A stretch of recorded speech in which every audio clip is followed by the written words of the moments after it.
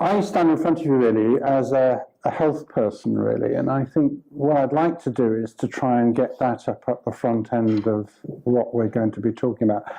And health, of course, isn't illness. It's not the opposite of illness. Health is something that we probably don't value as much as we ought to.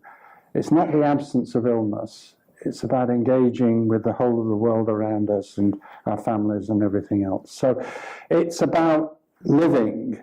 And of course, if we're talking about that, we're talking about the places people live in. And obviously it's fundamental, if we're interested in health, to be thinking about that, not just from the medical point of view.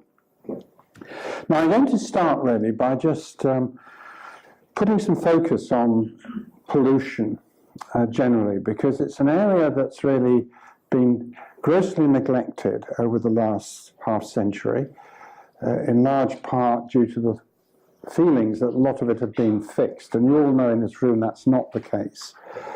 And so if we look at deaths attributable to particulate matter across the world, it's of no surprise to you to see those countries, particularly in Southeast Asia, in North Africa, and in Central Europe, which seem to be harvesting a large number of premature deaths as a result of man-made pollution.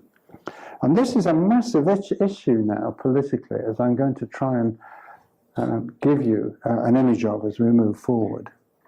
So this was an extraordinarily valuable publication, and could I please suggest that you pick it up and read it.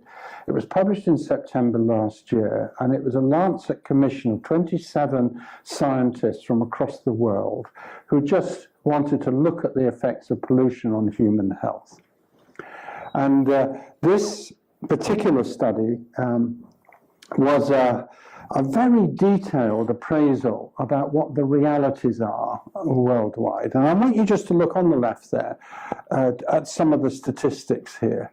That if we're looking at the impact of pollution on human health, by far the worst is air pollution. Far beyond water and beyond soil. Now we're talking about human health here, so this isn't about the whole of the ecosystem. And if we then look at water and soil, they obviously make contributions to the pollution health adverse health impacts, but it's air pollution that's the big one. And I want you also to note that household air is at the top of that. Now that's often not widely appreciated, as we'll see in a minute. Now, if we look at a series of studies conducted by the World Health Organization and other organizations at the impact of these different sources of pollution on adverse health, you'll see that across the last 13 to 15 years, there's been relatively little change. In other words, whatever we put in place, we haven't had an impact on the death rates in these different countries, and then some of them, as you will know, it's been increasing quite dramatically. What people also don't really understand is, relative to all the other adverse things that influence health, where pollution sits. So if you look there at airborne particles, which is the first triangle, it's just a little bit less than the whole of smoking put together in the world as an adverse health effect. And we're talking here about a huge, massive problem, which is entirely man-made, which is affecting the lives of many people across the world. And we all know about tobacco smoking because it's obviously things are changing quite dramatically there, especially in the Western world. But people don't appreciate what air pollution does. Nor do they appreciate, because there hasn't been a lot of publicity, how important the indoor environment is relative to the exposures of a human being.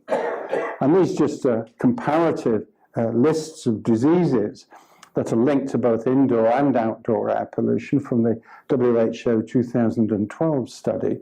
And you'll see that the diseases we're talking about here are very serious, life-threatening conditions. And we're also talking, as I will say a little bit later on, that the pre-disease states start in very early childhood for many of these particular condition. So we're not talking about somebody who reaches 65 and suddenly pollution causes a problem. We're talking about a child born into a world who's breathing chemicals in from the outset, and that is programming their immune and other systems to make them more susceptible to environmental problems later on. And those are the sorts of diseases which are very familiar to you, I'm sure, as being really problematic. And lung cancer, you'll see in particular, if anybody was listening to the news yesterday and today about that, you've got a big rise in non-tobacco smoking lung cancer, and nobody knows what all that's about, but it's very likely to be due to chemicals in the environment. Now, let's look at total pollution. That's all of the sources, water, air, and soil, and compare it to some of the other environmental impacts. And you can see that comparing it, for example, with AIDS, malaria, and tuberculosis combined, it's still by far the most important impact on human health on the worldwide stage. And you can see then, as you come over to the right-hand side here, war and murder, which are not things we normally measure in most societies as a health impact, but it's absolutely minuscule compared to what we're talking about in terms of pollution. So we are talking about a world that over the last 50-odd years has got itself into quite a difficult situation. And if we look at the different diseases, and I'm focusing here on all pollution for the moment, as I mentioned earlier, it's the common diseases which are the most intractable, the most difficult to manage, to treat, such as chronic obstructive pulmonary disease, lung cancer, and stroke. Maybe ischemic heart disease is better treated now, but these are the ones that we're all talking about. Right, now let's look at some age groups about who's susceptible to what. So this is looking at all pollution, but also looking at the different compartments where human beings are exposed across the world to these different pollutants. And you'll see that there's a small rise in the risk of deaths in childhood, and this is in countries where obviously there's very high pollution levels. But in all countries across the world, irrelevant as to where you're living, you'll see that it's, as you get older, because you're accumulating the chemical risks on the human, the influence of pollution progressively increases. And you could call it kind of a harvesting, it's a horrible term, isn't it? A harvesting process. These are deaths brought forward by a lifelong exposure to pollution, basically. But of much more importance to me is this one. It's not death. Death is just the very tip of the iceberg. This is morbidity. This is illness, diseases.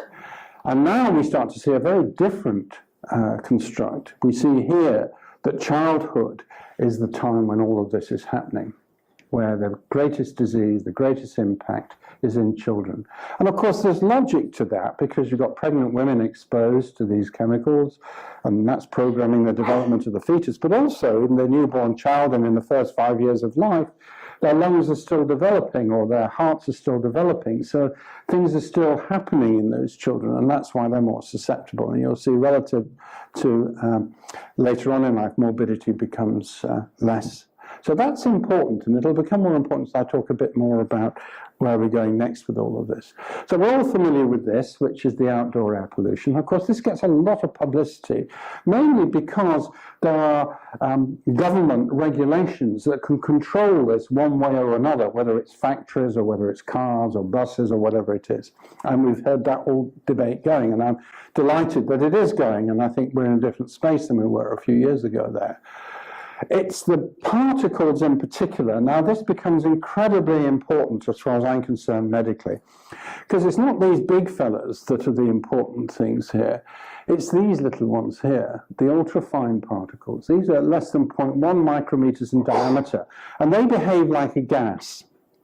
So a building isn't any protection against the ultrafine particles. It would be against some of the larger ones, but not against these little ones. And the important thing, as you will know about these little fellas here, these nanoparticles, is that compared to larger particles, the surface area to mass ratio increases exponentially. So if there are chemicals on the surface of these nanoparticles, then the potential of exposure becomes very much greater. They're acting as Trojan horses, in a way, carrying chemicals in to the human and into other systems.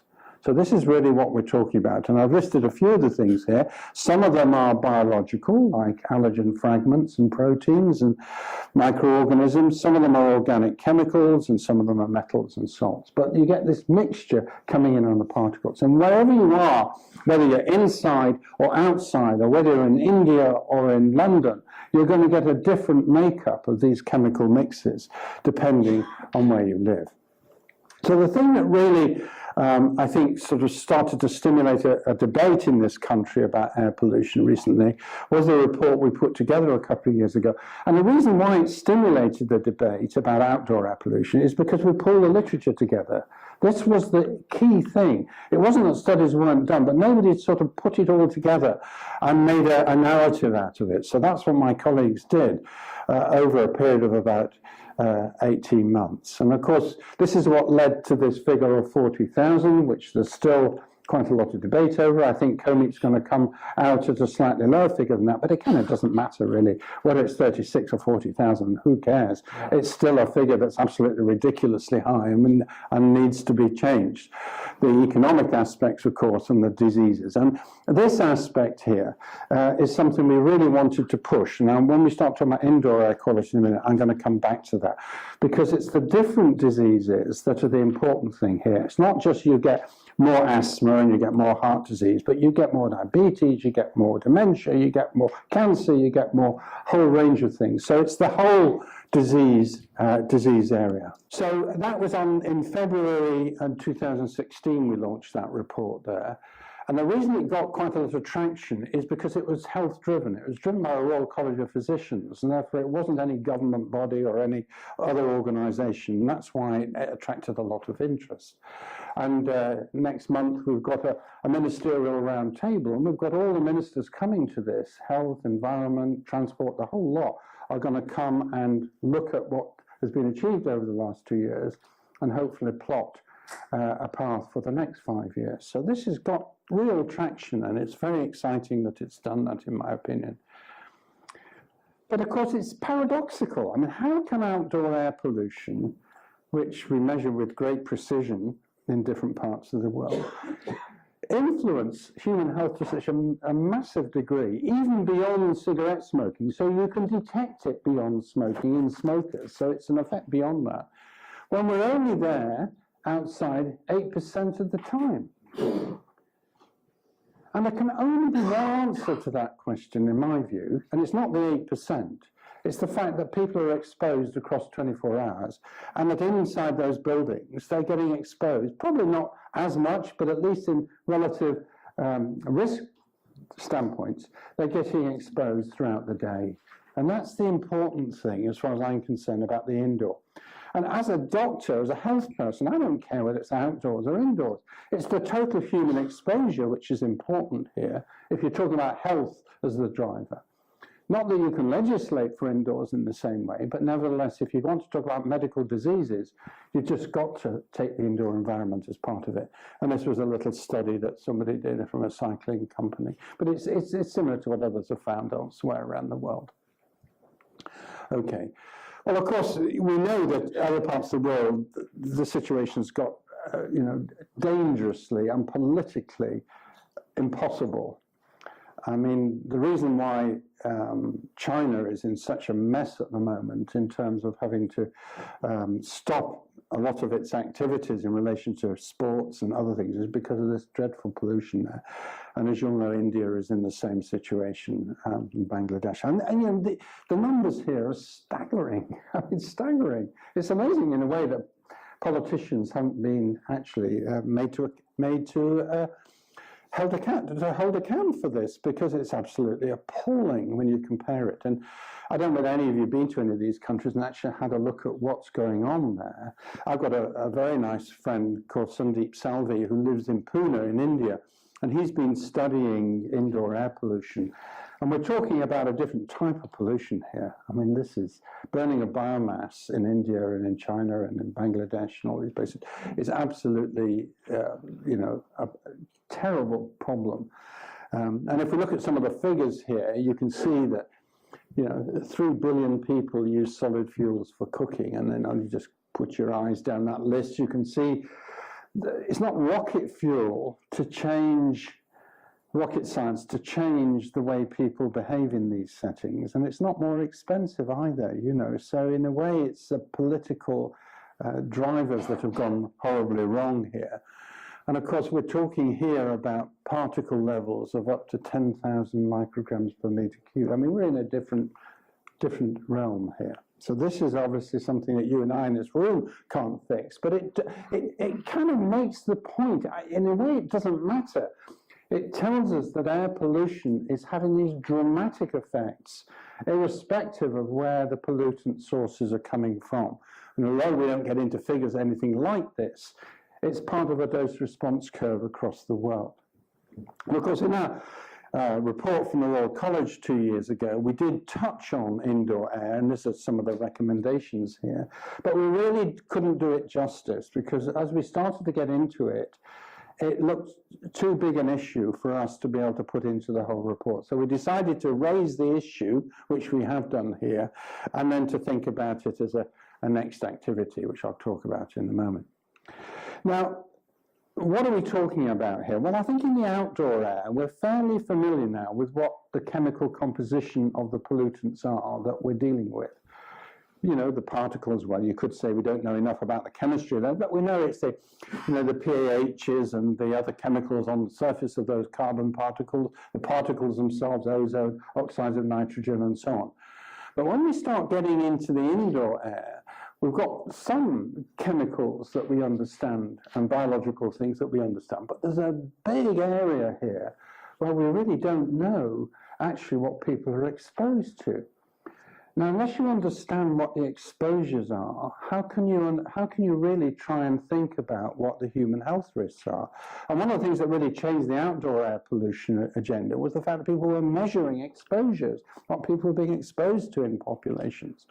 And we lack a lot of that, at least the detail of a lot of that on the indoor air setting. Okay.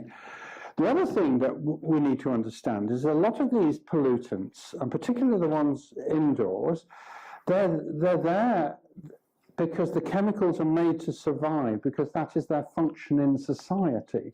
So plastics have been mentioned this morning. That's a very good example. They're made to last. They're not made to disintegrate in the environment. And of course, the human body, just like any other animal, you wouldn't read all of this stuff, but stores all these chemicals and substances across the life course. These are accumulating over time. And it's actually that side of it that really is now engaging a lot of medical scientists into understanding what the total body health burden is. And I don't know whether anybody appreciates how pollution can not only affect lung and heart, but also diabetes, blood pressure, variety of other cardiovascular disease, including dementia now, and there's some beautiful work on dementia, especially in America, and on premature birth and all the rest of it. So we're talking here about the whole burden. And the problem with the epidemiologists who do this sort of work is that they only look at one thing at a time. And of course, if you're a scientist, that makes life easier because you can handle one thing at a time. They only look at one pollutant at a time. So they look at the health effects of NO2 on asthma or And of course, that's not what it's like out there. What you and I are breathing in is a whole mixture of chemical substances which varies across the 24 hours, affecting different parts of the human physiological systems. And of course, the genetic basis of the animal species means that people's risks for these different components will be different for individuals. So when we're talking now, as we're moving towards the 24-hour exposure, we must be thinking not only of what happens when you're outside, but obviously what happens when we're inside. And you've seen these sort of graphs before where people will be measuring either particulates or other forms of pollutant exposure. And there are peaks of exposure across the 24 hours, such as cooking here, or walking to the office, or here we've got going by bus. And this is where there's a lot of misconception. People think that the pollution exposure is a kind of homogeneous thing that people get exposed to. Of course, it isn't. It's very, very periodic, and we actually don't know whether it's these peaks that are important or whether it's the whole 24-hour exposure that's important. So there's some very fundamental things to still understand about that, let alone what happens when we get through the front door of our houses, and I'll just talk about that in a few moments. Okay, so indoor air pollution, we're all very familiar with what human behaviours are inside houses and the commercial pressures to make the inside of our homes attractive and nice and smell good and clean and all those other things. But I suppose one of the things we don't fully understand is what the range of these exposures are and how they interact across the 24-hour period, across the life course. And that's the area I think indoor has got over the outdoor, is that we've got special things happening in there that still we don't understand. And I want to concentrate on that a bit more in a moment, because I think it's important. Now, the reason why we haven't got the changes that we would like to feel we might have on the indoor environment is that there's no regulation really, apart from building regulations and some ventilation regulations. The regulations are relatively weak. That's because people can choose whatever they want to do and put themselves at risk. But of course, you know, this is a classical British view of the house, and you've only got to see the fact we put fences around gardens and so on to know that that's what we like to do. But on the other hand, if people don't know what's going on inside that castle, they obviously can't make life choices. So our responsibility, I think, as health people, is to raise awareness in this area.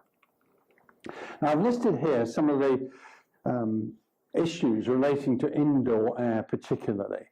I'm concentrating at the top there, of course, on asthma and allergy, and we all know that, and a lot of that is biologically driven through allergens. But then there's a whole range of different exposures here. Probably an important one, which is grossly underestimated, is this very frightening decline in male fertility that's happening. I don't know whether you're aware of this, but compared to 20 years ago, the fertility rate amongst males in the United Kingdom has dropped by 40%. Now, this is terribly serious, as you can imagine. I mean, you know, and people have said, well, you know, what the heck's going on? Something must be going on. It's not just, you know, and yet most people's lives, you know, have improved. So there's a lot of discussion now about whether we shouldn't be trying to sort of get into that in much more detail and try to get more handles on it. This one here, dementia, is very interesting. There are some genetic risk factors for dementia, like the ApoE gene, which is mutated, particularly in women. And if women carry this genetic mutation and are exposed to pollution, it accelerates the onset of dementia by up to 6 to 8 years. So these aren't trivial things. These are serious things, which are obviously the biology we need to get involved with. Okay. Now, I put this slide up only to illustrate that, which I've already said, that we have stuff coming in, particularly the ultrafines and some gases from outside, but it's what happens inside here, which is rather unique. And this thing, you know, about reactions means, well, you know, the chemistry that happens inside that building over time is something that's really important. So if we look at, and we don't have good studies in the UK, and we need to set some up, but if we look at chemicals in the circulation of pregnant women, for example, and look at some of the nasty chemicals that we can get exposed to. Cotinine is the cigarette smoking chemical here, and we come all the way down to phthalates and pesticides and so on. You can see that all pregnant women are carrying a burden of chemicals in their circulation, according to this NHANES study. But the important thing is that many of these analytes they're finding are in the area where toxicity is detectable. Okay, now this is serious, especially for cancer, is that some of the chemical levels, not necessarily just on their own, but combinations of them, are at or close to the points where toxicity can be detected. So this isn't a kind of miles away thing. This is actually quite serious. And there's some work going on at the Sanger at the moment, which CRUK have funded in a big grand challenge, where they're trying to find out what environmental chemicals in this list here are the ones particularly driving the mutations of things like non-smoking related lung cancer and prostate cancer and some breast cancers. So this is an important part of what we're talking about.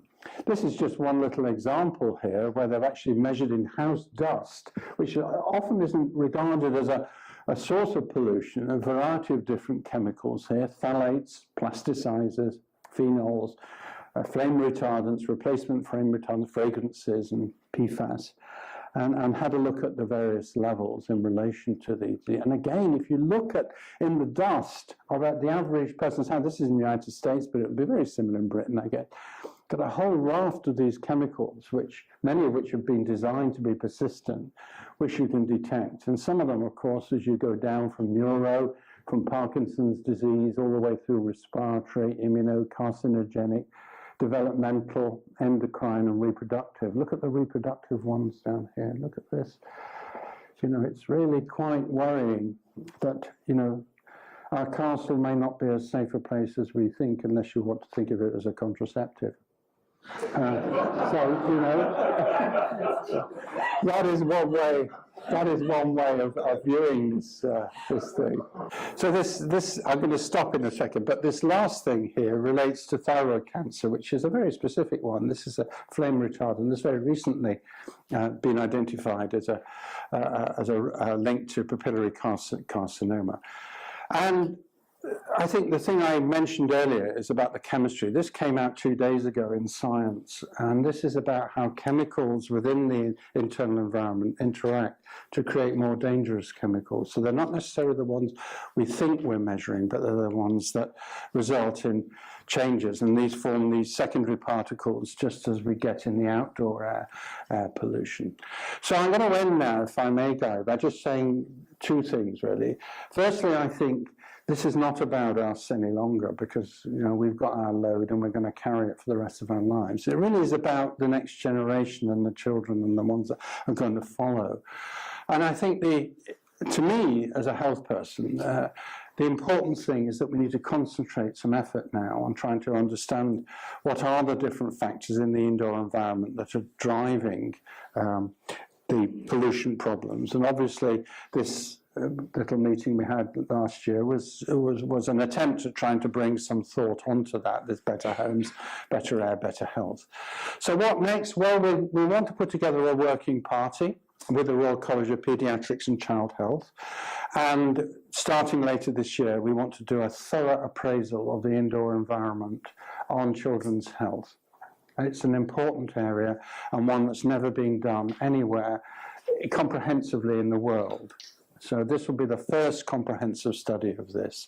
And this just lists some of the aims there, which are all very obvious. But we need to bring the literature together, and we need to get some intelligent debate about the interdisciplinary aspects of all of this. Because if we're going to try and change some of the regulations and things, we need the evidence base to be able to do it. And that's what we hope to be working on. But we need your help to do this. I mean, you know, it's all very well saying, yeah, let's set up this thing, but of course there are huge vested interests in all of this, and we need the help of all of you to give us the evidence base and to contribute in any way that you can to get this workshop such that it gets the publicity and the credibility that it deserves. So I've written around to all sorts of people recently, and I mean, this is my world, which is the lung charities, and they're being brilliant. Some of them are in this room, so thank you very much for that.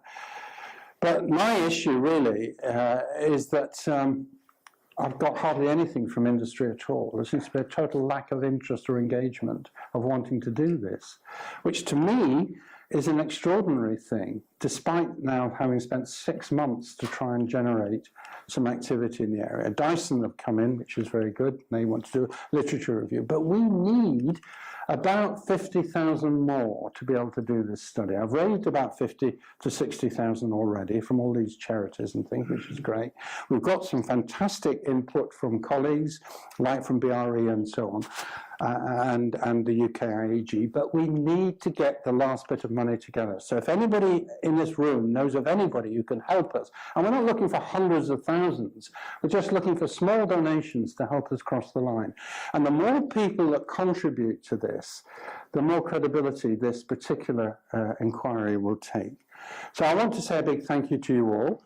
I just feel that this is the issue. And, you know, if we could do this report and do it properly over the next 18 months, this will have a huge public effect. It really will, especially as we've got Brexit coming over the horizon and the regulations and things are going to probably be up for grabs, and we need to get ourselves in a good position for when that occurs. Thank you very much indeed. Thank you.